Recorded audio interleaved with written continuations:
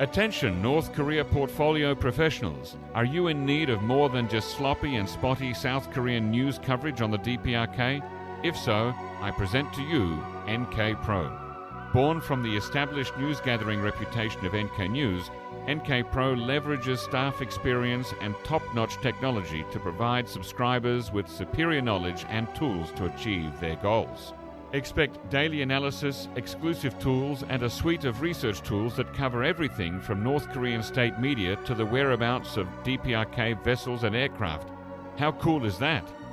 In a world where the landscape of North Korea seems unknowable to many, NK Pro cuts through the noise and provides you with the quality, reliability, and timeliness you need. Stay ahead, stay informed, and master the landscape with NK Pro. Trust me, it's a game changer. Interested? Visit nknews.org/professionals to claim your free 30-day trial of NK Pro. Once again, that's nknews.org/professionals.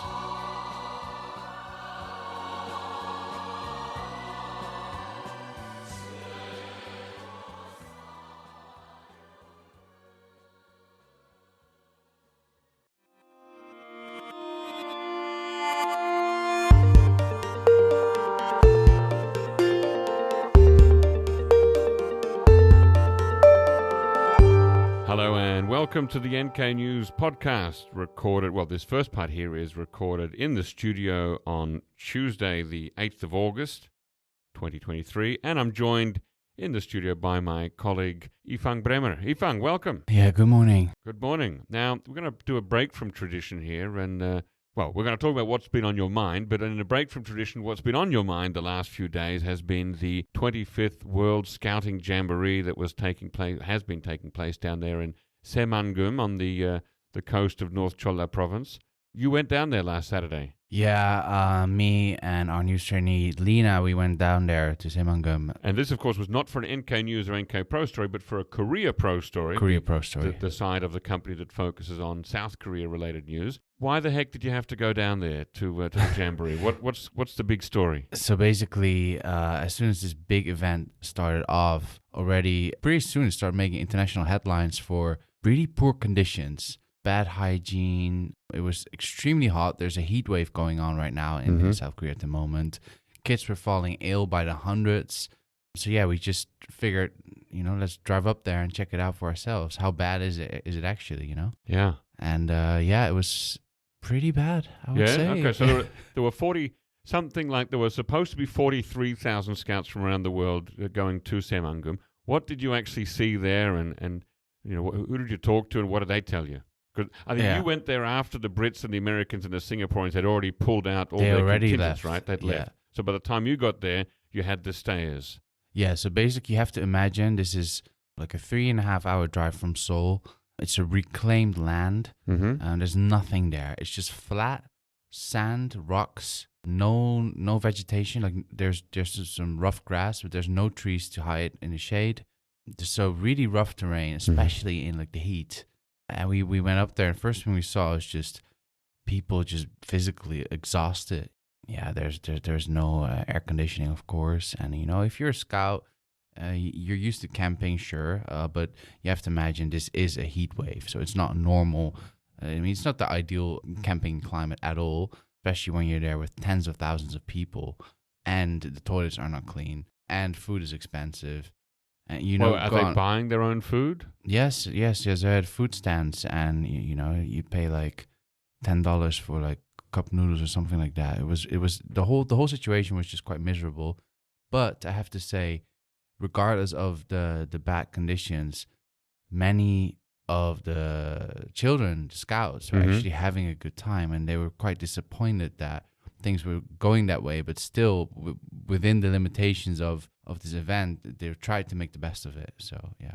Okay, so the ones who stayed behind were doing okay. Yes, but since you went down there, the Scouting Association, the governing body, has made an announcement together with the government of Korea that because of the Typhoon Kunan coming in on Thursday, that the whole thing will be It was supposed to go until the 12th, I think, and it's going to be ending a day or three early. Well, from my understanding, they're deploying over 1,000 buses to basically evacuate the site. They're getting rid of all the tents. All the people are going to need to, 36,000 people are going to suddenly have to sleep elsewhere. Right. So it's a huge operation. Yeah. And it just goes to show like how bad of an idea it was to arrange this mass camping event in August, which everyone knows is a month of extreme weather, whether it in South Korea, whether it be heat or typhoons, Yeah, but I think because of school vacation times in many countries, they couldn't have held it in September. I know in '88, for similar reasons, they did the Summer Olympics in September, October to avoid the heat of August. But when you've got kids that have to go back to school on the first day of September or the last day of August or around that time, you can't be pushing these camping dates to middle of September, when we all agree the weather is wonderful in Korea in September, right? But at least you could have picked a different location. So that was basically the thing. There were other options. There was another option in the same province where there was more vegetation. It was near Jirisan. There's nature there. Right. So in a situation of extreme heat, it would be much better. Do you know how this location was chosen? Yeah, so basically back in years ago, under the Moon administration, the Jeolla province basically pushed for this location because it was a huge land reclamation project, right? But it failed to attract any investors because there's no major city there. There's actually not much of economic value there. So they saw this jamboree as a chance to give this piece of barren land a boost. But frankly, in doing so, it seemed they did not really think about the children. Right. Gee. Okay. Well, it's a black eye for South Korea and a black eye for South Jeolla province. I'm a little bit surprised. I haven't seen anything from North Korean state media yet using it as an excuse to criticize South Korea yet, but you would imagine they might do. Oh, I'm waiting for it. I think they might because, North Korea actually arranged a lot of these like mass youth events, so they might have some more experience in pulling this kind of stuff off. Yeah, but without the international element, though, right? I mean, that's true. When you've got international people that are coming from different cultures, you've got different diets, you've got some people who are vegetarian, some people who are halal, and some people who keep kosher. Some people come from cold countries. Right, and in North Korea, it's just, okay, we are, what do they say, ilshim tangyol, Yeah. So everybody gets the same diet, and there's no, there's no options, basically. That might make things easier. Okay, so what about some North Korea things that have been on your mind in the last few days? Yeah, so last week I did a pretty big investigation into intensified Chinese border security and how that hurts North Koreans trying to defect, but also just North Koreans in North Korea. Right, and I looked at that story actually this morning, and you've included some really great satellite imagery there showing the before and after, and people can swipe left and right to sort of see what these new buildings and enclosures and watchtowers and things and fences look like. So how long has this been going on the border regions of China? So I saw a significant increase in expansion of facilities between late 2019 and today. So the last 3-4 years, Chinese border troops have definitely expanded their facilities. So, and these are located stone's throw away from North Korea, right at the Tumen River, mainly. Right. So that makes it very difficult for border crossing. Yeah, so it's not just like extra fences. It's also just that it seems that the barracks of the border troops have been upgraded and buildings have been added, those kind of things. So it goes beyond just fences and watchtowers. There's a possibility that actually more troops are being deployed near the border. Now, I do remember hearing similar stories literally for the last 2 decades that either North Korea or China was beefing up border security. And I wonder, is this just simply part of a pattern that every couple of years they go back and redo it again in the same way that America does on its border with Mexico? Or is this actually a significant step? Well, sure, they're always, of course, upgrading their facilities, but what's really noteworthy of the past few years is how they've deployed like high-tech surveillance along the border. So we got some pictures from diplomatic sources who recently visited there, and those are included in the article, that basically show these poles along the roads right next to the border with very extensive CCTV installations, and that go up for like kilometers, and they're all connected. So because of this, it becomes almost impossible to stay under the radar, even at those spots near the border where maybe the fences are not too great. Yeah. Okay. Wow. Oh, that may go part of the way to explaining why the number of North Korean defectors coming out in the last couple of years has been so low. Yes, and also this affects, well, frankly, the border economy, informal trade across the border, smuggling. Yeah. It's becoming nearly impossible to go in and out of North Korea to China. Yeah.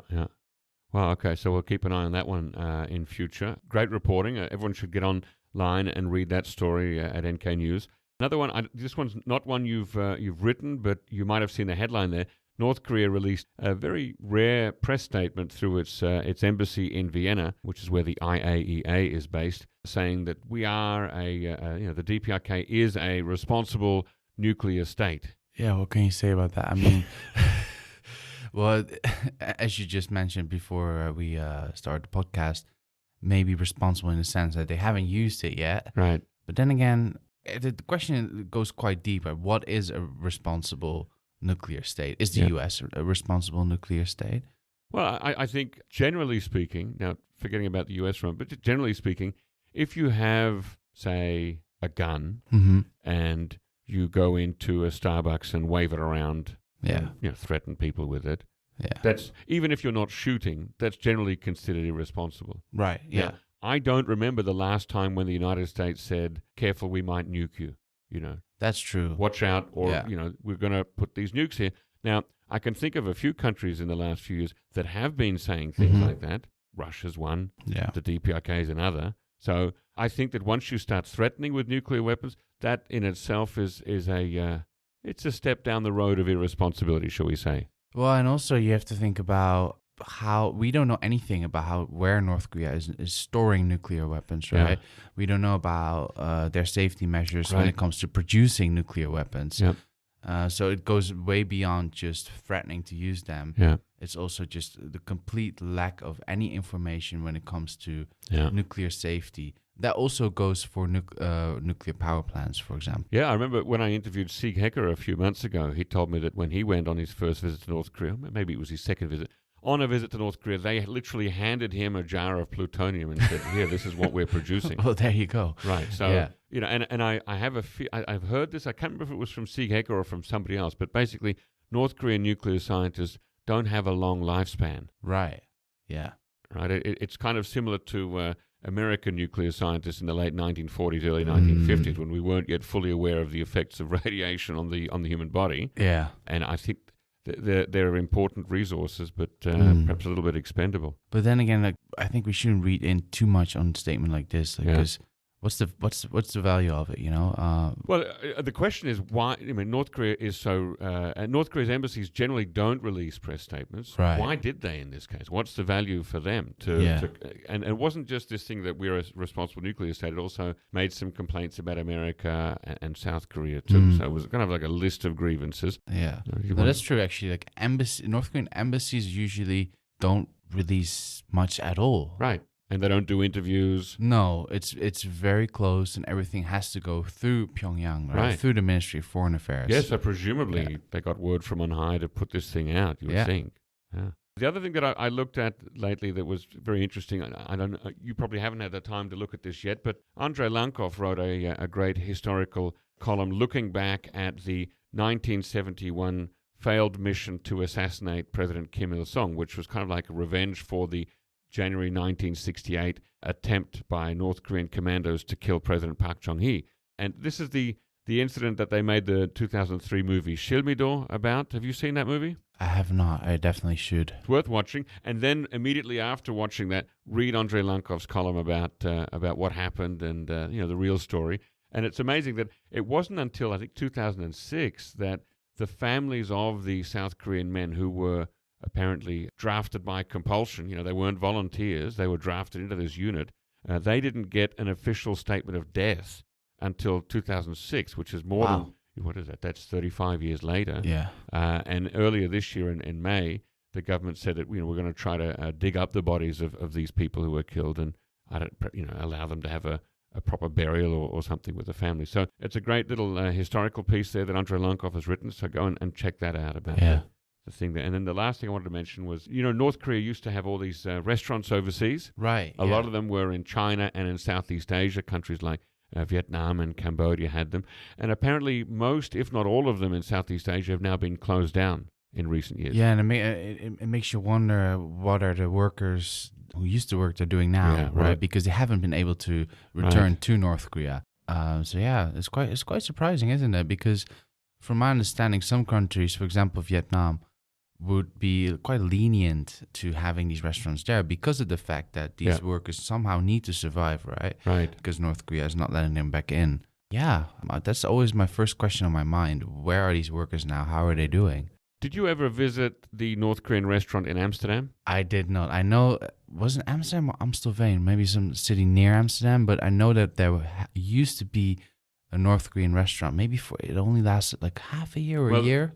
It appeared twice, so there were 2 iterations of a North Korean restaurant. Wow. Run by different owners in different locations. So one might have been in Amstelveen, but one was definitely somewhere in Amsterdam. But the staff, the cooks and the waitresses were all the same. That they had brought over, I think, between 9 and 11 people from North Korea to run this restaurant. And the first time it was run by 2 white Dutch people who I forget their names. And then, but they also had above the restaurant, they had like a DPRK cultural center where you could buy a Dutch translation of Kim Jong-il's thoughts on Juche, for example, or see some photographs about visiting. Might entice you to visit North Korea. And then that, after about a year, you're right, it closed down. And then the second time, it was run by a South Korean immigrant family. So South Korean immigrants to the Netherlands. Fascinating. With the same North Korean waitresses and chefs. They just hired them, there. And there was some legal issues there, I think, because, these people had been brought over with one visa for one business, but then later on they were working for another business, and there was some issues about that. But yeah, that didn't last much longer. So I missed out on both, because on one visit to the Netherlands, I was too early for the first restaurant, and then it closed while I was away. And then I was also too early and too late for the second one. So I've never been to either of them. That's too bad. I mean, those are really different times, I guess. I mean, I cannot imagine a North Korean restaurant run by North Koreans in Amsterdam today. That's just impossible to imagine. Yeah, certainly under the current sanctions, yes. Well, and that brings us to the end of our short interview. Stay tuned, because after this I will be speaking to an FBI agent about a sanctions-related issue, about the case of Virgil Griffith, who went to prison in the United States for helping North Korea to transfer and move around and do things with cryptocurrency. Thanks for coming on the show today, Ifang. Yeah, thanks for having me. Ever wondered what lies beyond the inter-Korean border? NK News brings you an opportunity to explore North Korea from a near distance. From October 8 to 17, 2023, journey with us on the second ever North Korea from a Distance tour, visiting key border locations and observatories looking into North Korea, as well as meeting key figures working on DPRK issues. Spend 2 nights on the East Coast, see the beautiful Kumgang Mountains, scour the beaches near the inter-Korean border, and see Kim Il-sung's old summer house. Visit Yeonpyeong-do, the location of the November 2010 inter-Korean artillery bombardment. Observe North Korean hamlets from close quarters in Ganghwa and delve deep into the heart of Seoul, the capital of South Korea. Every step of the way, you'll be guided by leading NK News and Koryo Tour staff and be joined regularly for multi-day portions of the itinerary by leading experts like Andrei Lankov, Chad O'Carroll, Jongmin Kim, Jack Ozwetzik, and Gergo Vachi of Koryo Tours. As a special offer for our podcast listeners, quote podcast when making your booking for an exclusive 10% discount. Find out more at nknews.org/tour. Once again, that's nknews.org/tour, and use the code podcast when booking. Let's journey into the unknown together.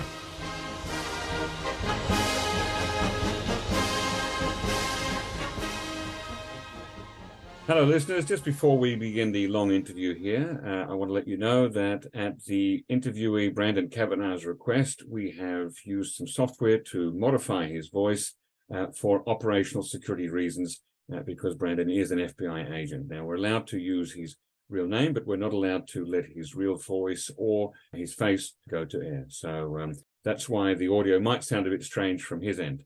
Okay, hope you enjoy the interview. Thank you. For today's feature-length interview on the NK News podcast, I am joined here on Zoom by FBI Special Agent Brandon Cavanaugh to talk with me about the case of Virgil Griffith, who was convicted of crimes last year related to helping North Korea to evade sanctions by means of cryptocurrency. Brandon Cavanaugh has been a special agent at the Federal Bureau of Investigations for 5 years. Welcome on the show, Brandon. Thanks for having me. Let's start off with asking sort of the basics there. What does the FBI's counterintelligence division do? Sure. Well, so overall, the FBI's mission is to protect the American people and to uphold the Constitution. As a special agent, my role is to investigate violations of federal law and threats to national security and to counter those threats. The counterintelligence mission, it has a number of goals: protect the secrets of the U.S. intelligence community, to protect the nation's critical assets, like our advanced technologies and sensitive information in defense, intelligence, economic, financial, science and technology, to counter the activities of foreign spies, and to keep weapons of mass destruction from falling into the wrong hands. Okay. Now, let me read from a statement reported in the media made by the U.S. Attorney Jeffrey S. Berman back in 2019.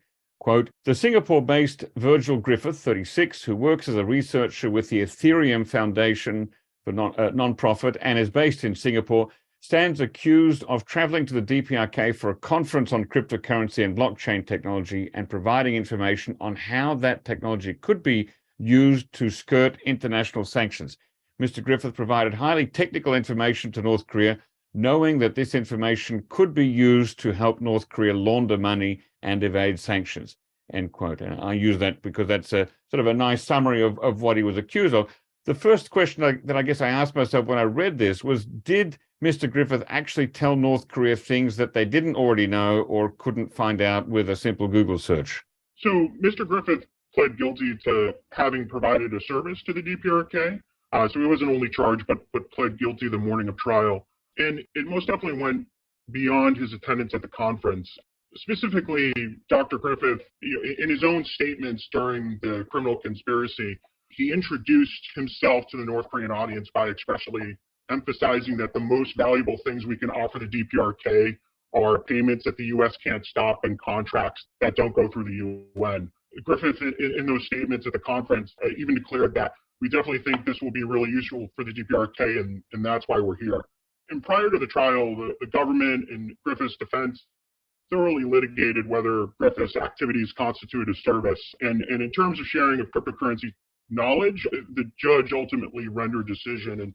And a lot of this was in open hearings before the trial. And the judge decided that Dr. Griffith provided a service, and also Dr. Griffith ultimately pled to that. And so I'd have to say that the lawyers are much smarter than I, but how I came to understand kind of the difference between information being publicly available and what constitutes a service is I have a technical background in some of the technologies that run the internet. Say, for example, TCP/IP. I imagine you might not know specifically what that is. I have no idea. Of course, right. Well, so back when I was in university, I remember having a 700-page book about TCP/IP.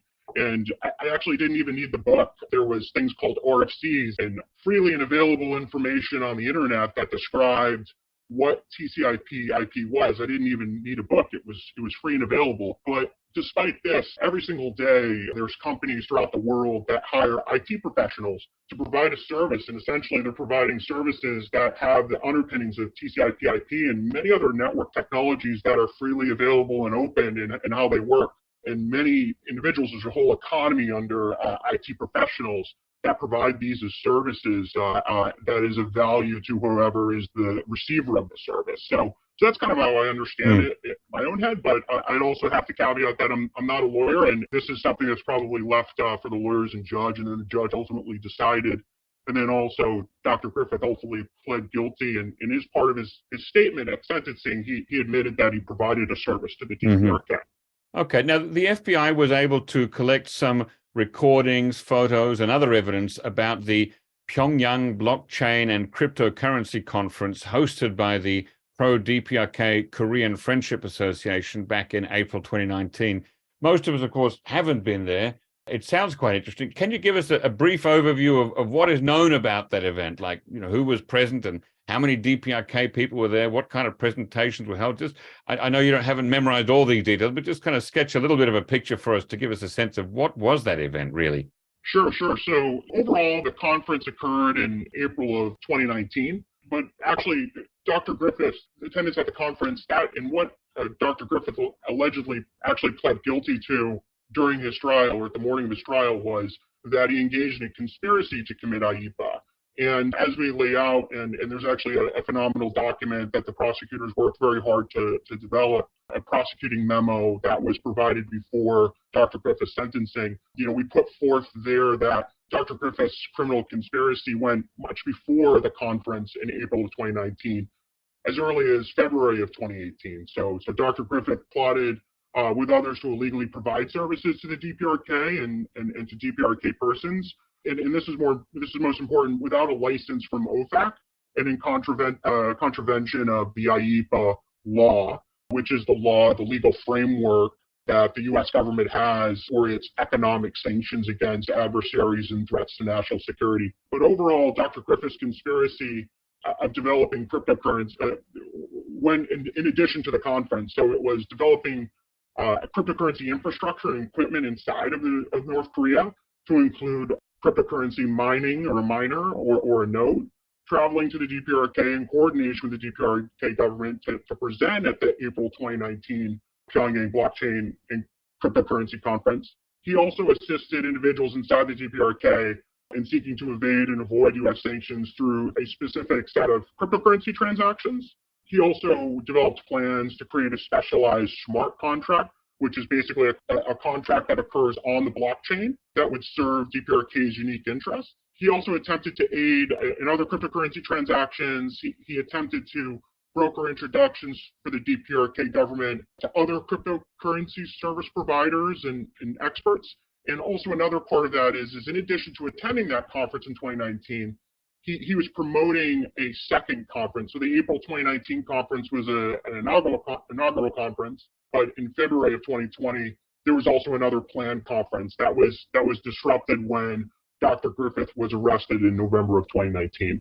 Okay, there's a lot to unpack there. You've mentioned a couple of times there IEPA and also OFAC. So for our listeners who may not be familiar, I understand that OFAC is the Office of Foreign Asset Control, which is part of the Department of the Treasury. Is that correct? Yes, that's right. And OFAC provides licenses or exemptions that allow people to do things like trade with North Korea or do things with North Korea. And without those things, it's illegal to do so. Have I understood that correctly?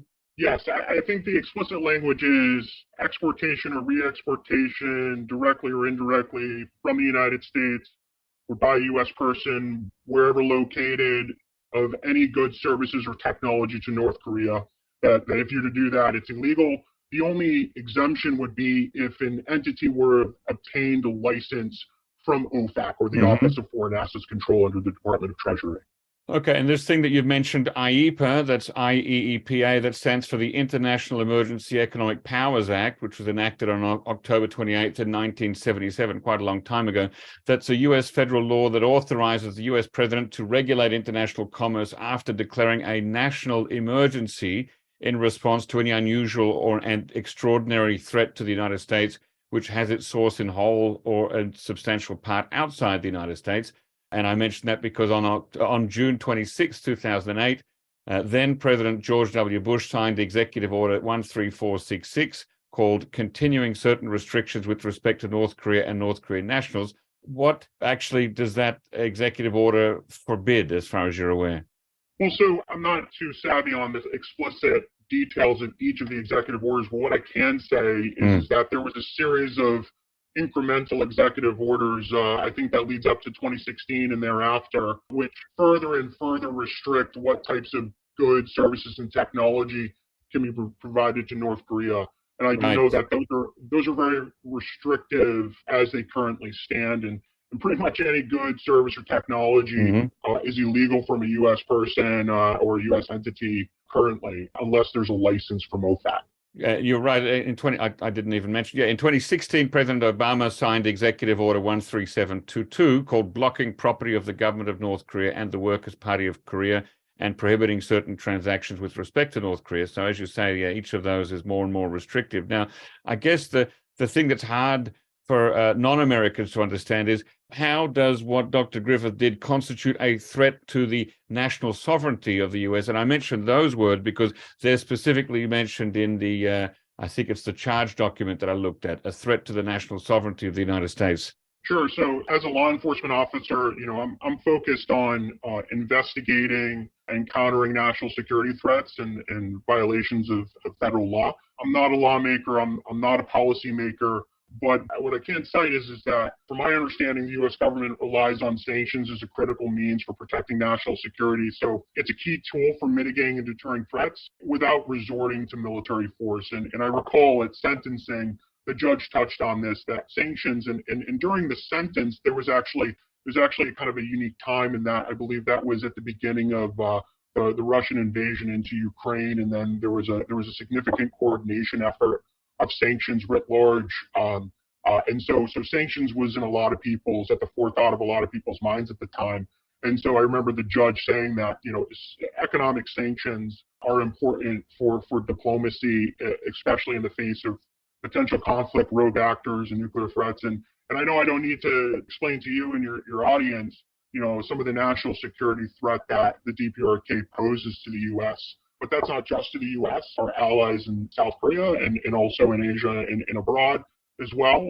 I'd like to also add that even the United Nations, there's a lot of United Nations resolutions and sanctions against the DPRK. After the conference, the United Nations panel of experts specifically assessed that the objective of the 2019 cryptocurrency conference that Dr. Griffith participated in was to introduce foreign attendees to trading companies for the purpose of establishing joint ventures and other cooperative entities that could generate money for the DPRK in circumvention of not only U.S. sanctions, but the sanctions that the United Nations has voted on as well. Did Dr. Griffith try to obtain permission from the U.S. government before traveling to North Korea?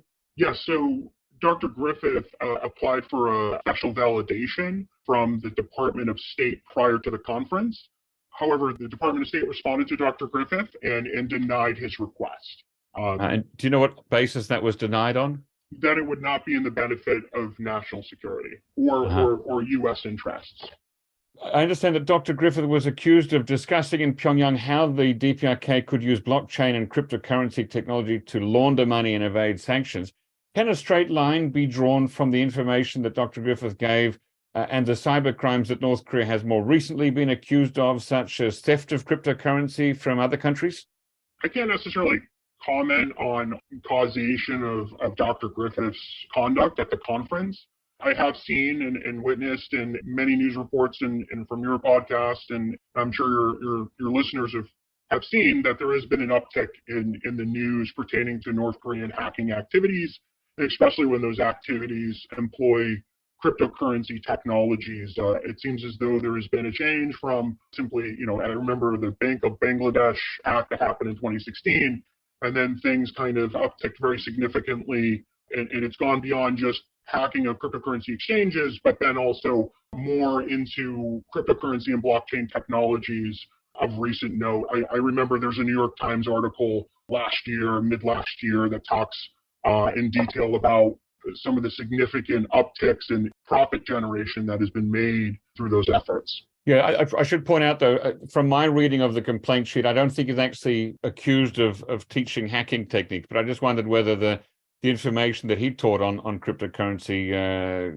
could easily be converted into stealing it from places. But it sounds like that's something that may be outside your knowledge, too, at the moment. Right. Well, so what I can speak to is Dr. Griffith's conduct at the conference. And so Dr. Griffith presented on topics that had been pre-approved by the DPRK officials, including, as you mentioned, cryptocurrency and blockchain technologies, but also teaching lessons to the attendees about how those technologies could be specifically applied given the DPRK's unique circumstances, that being that they are significantly a sanctioned a sanctioned nation, and that those technologies and the specific processes that specifically Dr. Griffith mapped out along with a co-conspirator on a whiteboard, how to convert the North Korean won into certain types of cryptocurrencies in exchanges, going through certain types of exchanges to evade sanctions.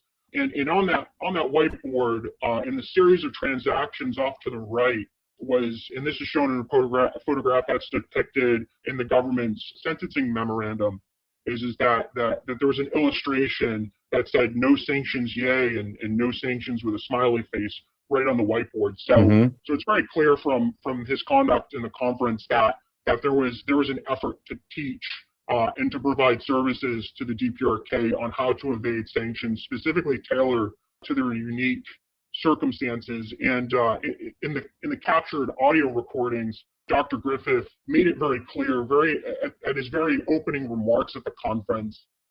He said, "Hi everyone, my name is Virgil. I work for a group called the Ethereum Foundation.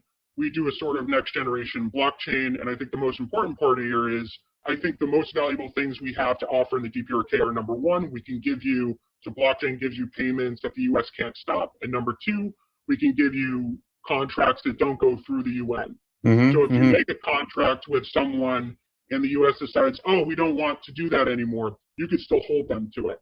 And that's the kind of two things that we would like to provide," paraphrasing here. And then a little bit on, as Dr. Griffith was kind of reiterating the value that he and his experts brought, he emphasized that the DPRK can't be kept out no matter what the USA or the UN says. And we actually were able to capture video footage at the conference when Dr. Griffith made this statement. And it actually shows Dr. Griffith's DPRK handler across the table from him showing an improving thumbs up during his speech, specifically when Dr. Griffith says, no matter what the USA or the UN says. So I think there kind of paints a really good picture of kind of what the intent was when Dr. Griffith was present there at the conference. Now, I'm by no means an expert in cryptocurrency. I've never bought or sold or held any cryptocurrency. I do not have a hot or cold wallet, but a lot of this stuff sounds a little bit, some of this stuff sounds a bit fanciful or wishful thinking. For instance, how North Korea could achieve independence from the global banking system, which is something that is alleged in the complaint against Dr. Griffith. If you have cryptocurrency, in many cases, if not in most cases, it has to be converted to a fiat currency in order to actually use it to buy anything, with the exception of those rare vendors that take payment in crypto, and they're still quite rare. So at the end of the day, it's still got to be converted to a traditional fiat currency, and that often means moving money or having or storing money in a bank. And from what I've heard or read in the media, that while North Korea may have taken possession of a lot of cryptocurrency, it's very difficult to do things with it because it's more traceable than they thought, and it's hard to convert into real currency. Yeah, so I would say that it can be potentially difficult to convert cryptocurrency to a fiat currency.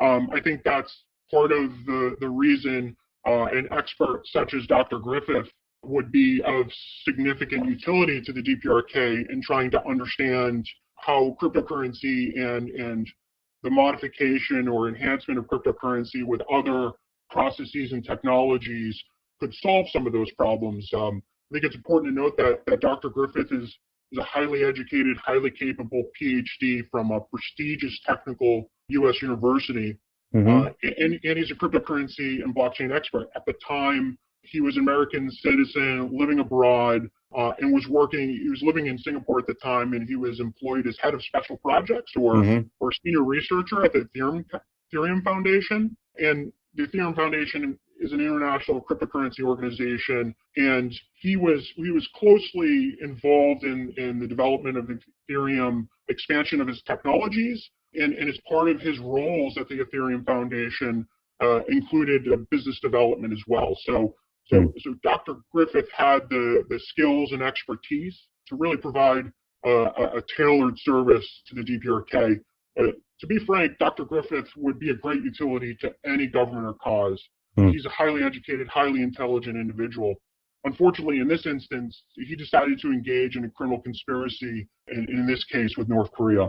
If he had not been a U.S. citizen, is it likely that the FBI would have gone after him? So I can't speak in too much more detail other than there were two other co-conspirators along with Dr. Griffith who are not U.S. citizens that were also charged as part of this criminal conspiracy. Right. These people have not been named in the documents, but they've been named in the international media as Spanish national Alejandro Caudebenas de Lezi Perez and British national Christopher Ems. what's the status of the legal proceedings around them? I can't comment too much further on that. All I can do is highlight that there is a press release through the Department of Justice pertaining to those two individuals, and I would refer listeners or yourself to what's publicly available through that press release. How do smart contracts work, and how could North Korea make use of them? So during the conference and after the conference, Dr. Griffith talked about how a smart contract could be used specifically for the DPRK's unique needs. He messaged another saying the DPRK wants to make foreign journalists put a deposit on a certain type of blockchain service that is forfeited if they write a highly unflattering article. I'm paraphrasing Dr. Griffith's words there. And so that was part of what Dr. Griffith provided as advice and service to the DPRK, was explaining some of the details of how smart contract use cases could be used for the DPRK's unique needs. And one of the examples he provided was pertaining to how to control foreign journalists' coverage of the DPRK after they've departed the DPRK. Another kind of like a kind of an escrow service, with North Korea being the beneficiary if somebody does something that North Korea doesn't like. Is that more or less correct? Yeah, that sounds right. And you had another example. Sorry, go on. Yes, there was another example of leveraging a smart contract to connect to a DPRK nuclear weapon. This one's of a pretty significant concern because I think anything when you're referring to nuclear weapons should be something that should be very carefully thought out and not just as a quick use case to be used to impress an audience. What exactly was he going to do with a nuclear weapon and a smart contract? So it's a little difficult to fully understand, but essentially that he would leverage some type of technology on the blockchain to allow it to be part of nuclear negotiations. Is it possible that he was conceiving something for a possible Marvel movie script? It's possible. It sounds a bit unrealistic. Yeah, it does. It might have been one of those use cases that was more of an example or not, but I think the one pertaining to the journalist is definitely something that is more interesting and more realistic, if you will. Now, we know that Dr. Griffith wanted to set up an Ethereum node in North Korea and a crypto mining operation. Was there evidence from that 2019 conference in Pyongyang that the North Koreans were interested in crypto mining? And I ask this because it seemed, on the face of it, to be more interested in obtaining free crypto than in mining itself, which is a costly venture that needs a steady electricity supply. Sure. So Dr. Griffith, after the conference, connected with multiple individuals to further. So Dr. Griffith, before the conference, as early as 2018, contacted a number of individuals to attempt to establish a cryptocurrency miner or node in the DPRK. And he also, some of his statements included that he acknowledged that he was a U.S. citizen and that he would be ultimately funneling things through Singapore or China to avoid any problems. And he also added in an email to another, if this works out, I know a few other decentralized networks that would love to have a node in the DPRK. This could turn into a mildly lucrative business.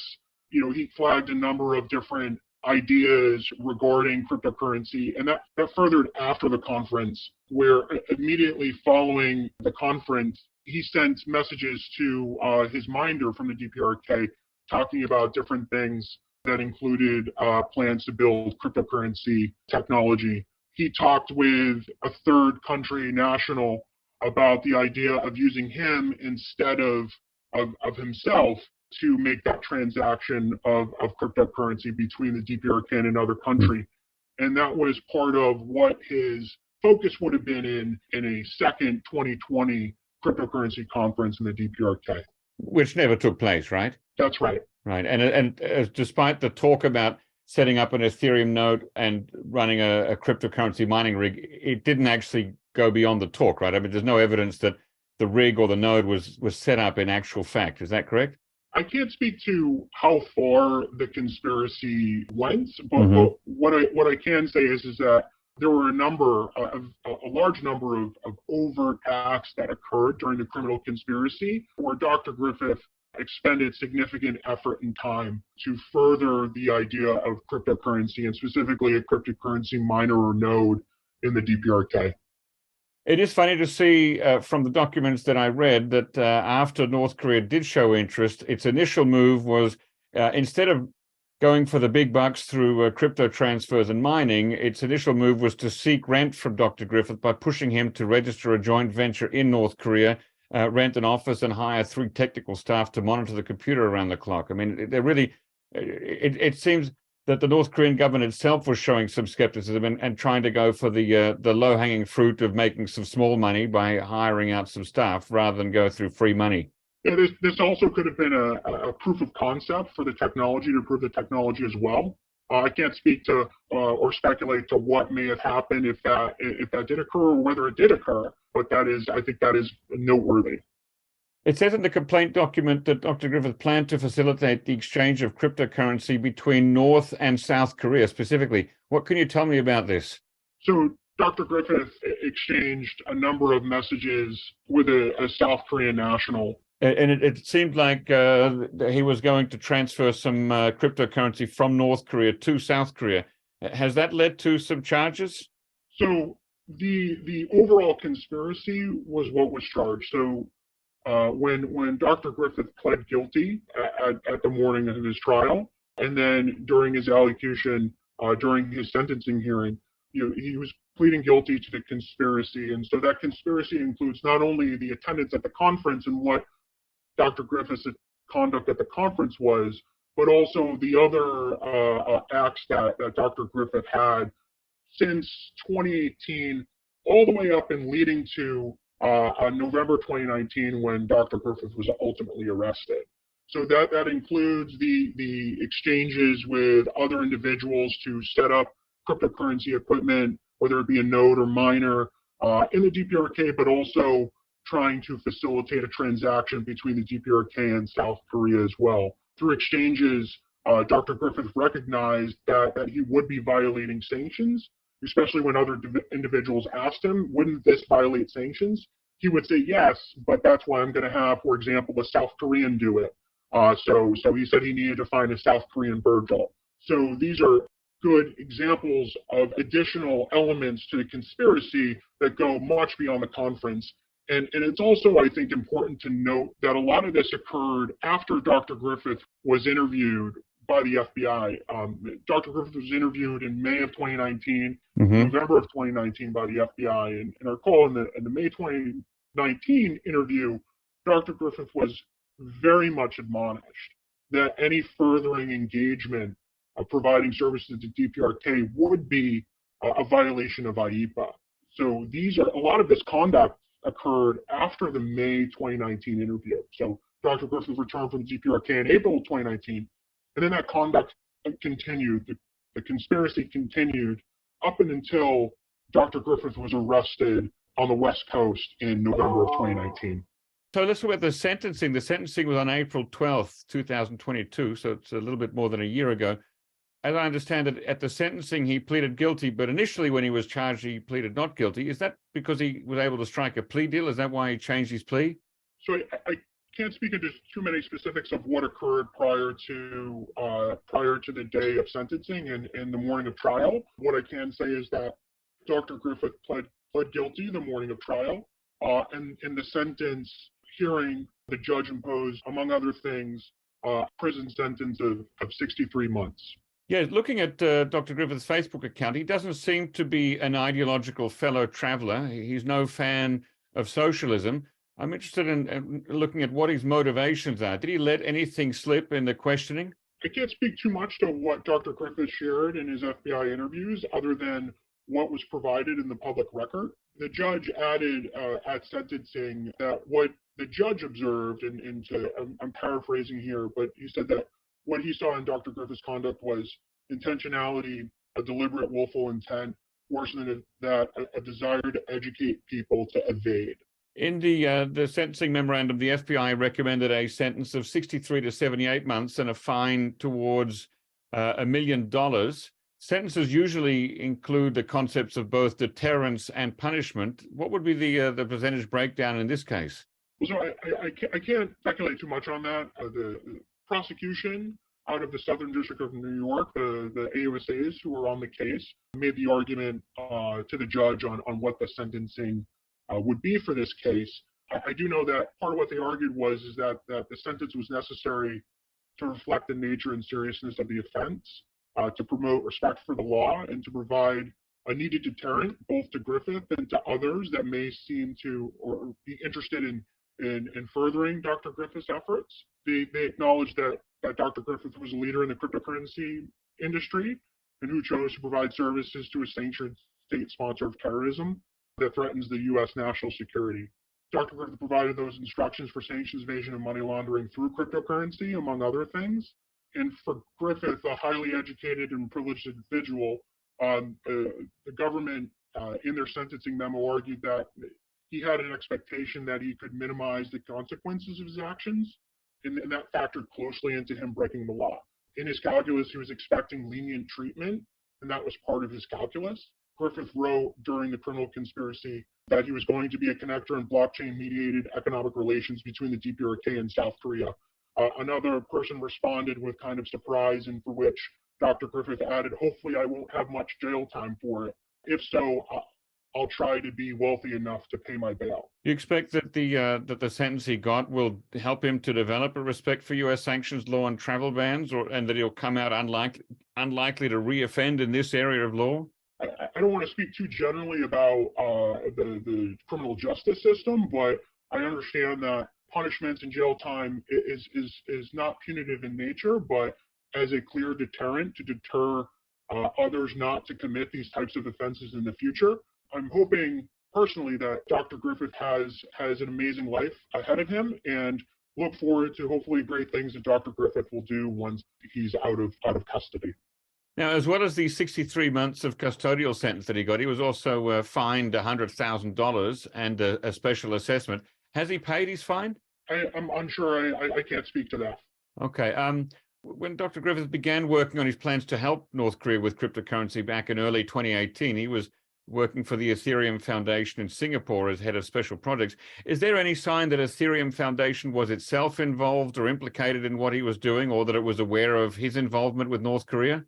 I can't speak to anything additional to what is in the public record, and the government's position in prosecution was focused on the conduct of Dr. Griffith, and so that's primarily what I'm able to speak to.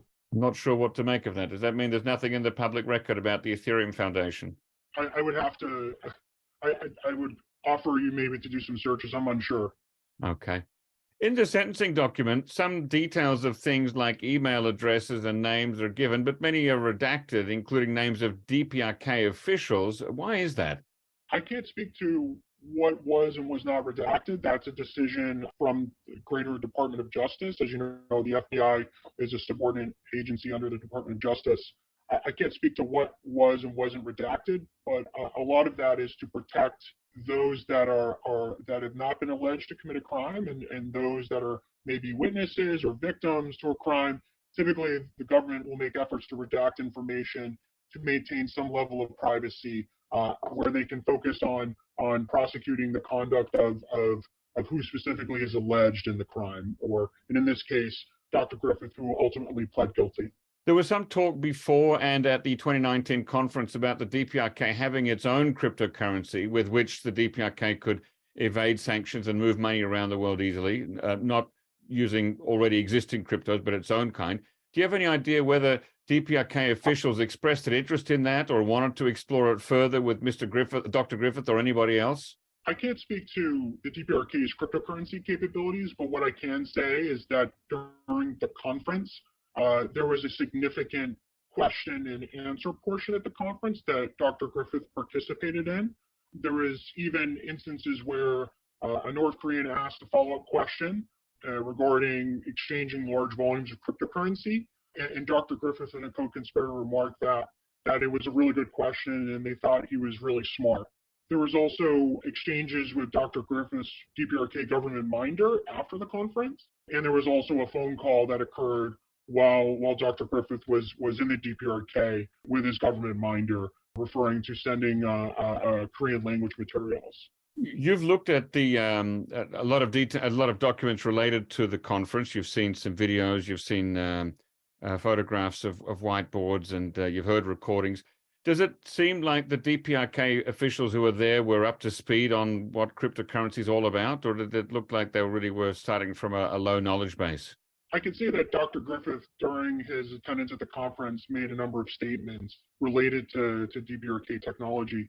He stated if the DPRK adopts this, I think he's referring to blockchain technology, they will be on the very leading edge of technology.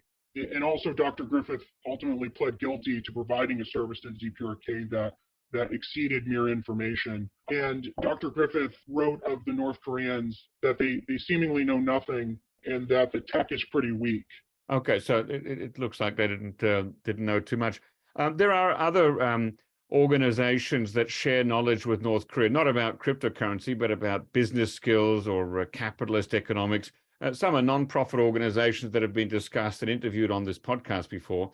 Can you confirm or deny if those organizations are of any interest to the FBI, or is it only when American citizens are involved? I can't speak to that. What I can say is that in this instance, there were two co-conspirators that were charged under the same violation, a conspiracy to commit IEPA, and those are both non-U.S. citizens. So I would say that. Yeah, I would say that generally. It makes me wonder why it's hard to understand why the DPRK didn't simply invite Chinese people who are really into crypto to come and work with its technicians. It's such a big risk to bring in a Westerner with high visibility. Yeah, I can't speak to the DPRK government's mindset on why they would choose specific people to bring to a cryptocurrency conference. To what extent did the FBI and the prosecutors take care to distinguish Griffith's silly jokes and bravado on the one hand and serious, well-thought-through pronouncements on the other? For example, in one October 2019 text exchange with family members, he said that if he was fired from Ethereum, he might set up a money laundering company in North Korea. Now, this is quoted in the sentencing document, but is this something that the FBI actually took seriously? Because it seems more like something he was saying in the moment and being a bit boastful, but it would take some other evidence to convince me that he was actually serious about it. I can't speak to what was in Dr. Griffith's heart and mind when making statements. What I can say is that Dr. Griffith ultimately pled guilty to the criminal conspiracy, and also that the criminal conspiracy, as was laid out in that sentencing memorandum, is a significant pattern of a number of persistent acts that occurred over almost 2 years, and that included things beyond just attending a conference or one specific effort, but was a number of different efforts on multiple fronts, engaged with a number of different co-conspirators and associates. It's mentioned in one of the documents that I read that when arrested, Dr. Griffith was carrying 3 North Korean texts by Kim Jong-il and Kim Jong-un. Did he cop to actually reading and understanding those texts? I can't speak to details of the evidence that are beyond the public record. What I can say is that the evidence collected in the investigation included Griffith's emails and other messages found on his digital devices and electronic accounts, Griffith's statements to law enforcement, his social media posts, messages and photographs, audio recordings, video of the conference from inside the DPRK, and observations from law enforcement and witnesses. At sentencing, Dr. Griffith's defense lawyer brought up a diagnosis of obsessive-compulsive personality disorder and narcissistic personality disorder.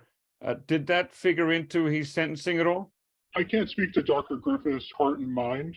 What I can say is that the judge grappled with Dr. Griffith's motivations during the sentencing hearing, and basically the judge said, I'm paraphrasing, is that Dr. Griffith was eager to play both sides as long as he was the center of attention, and that he hoped to come home from the DPRK a crypto hero.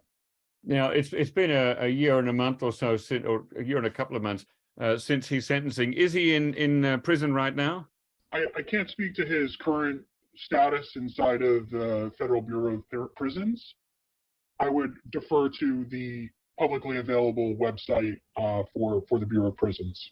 Are you aware of whether he's maintained his position or stance since his guilty plea and sentencing? I can't speak to that. Okay. Overall, what's the lesson that can be learned from this case here? What's the takeaway for people who are thinking of helping North Korea or visiting North Korea?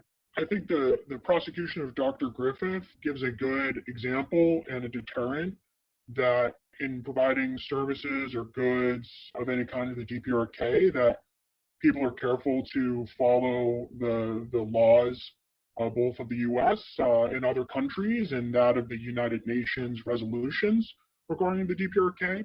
I'd also add that this is more than just Dr. Griffith attending a conference. This was a nearly 2-year criminal conspiracy that transcended a conference to include the attempted importing of cryptocurrency equipment, recruiting of other experts, and trying to complete transactions as a proof of concept. And this wasn't just a violation of sanctions. It was worse. It was providing the recipe for circumventing the entire system of global sanctions. A law enforcement response was necessary, as Griffith's conspiracy only ended upon his arrest and disrupted the planned conference in 2020. So the conspiracy continued even after interviews and admonishments by the FBI. And that Dr. Griffith wasn't aiding the North Korean people themselves, but instead the DPRK government and its regime. Okay, well, thank you very much, Special Agent Brandon Cavanaugh of the Federal Bureau of Investigation, for joining me today on the NK News podcast. Thank you for having me.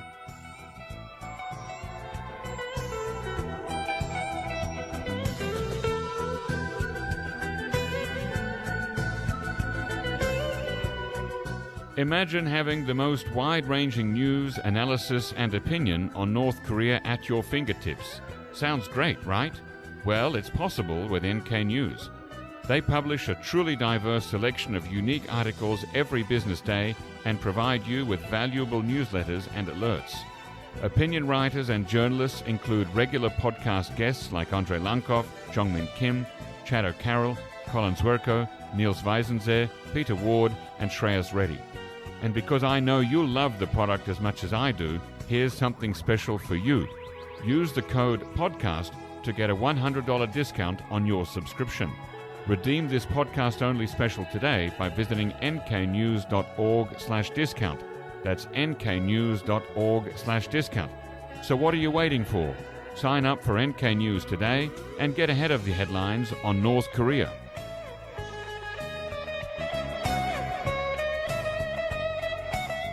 Ladies and gentlemen, that brings us to the end of our podcast episode for today. Our thanks go to Brian Betts and Alana Hill for facilitating this episode, and to our post-recording producer genius Gabby Magnuson, who cuts out all the extraneous noises, awkward silences, bodily functions, and fixes the audio levels. Thank you, and listen again next time.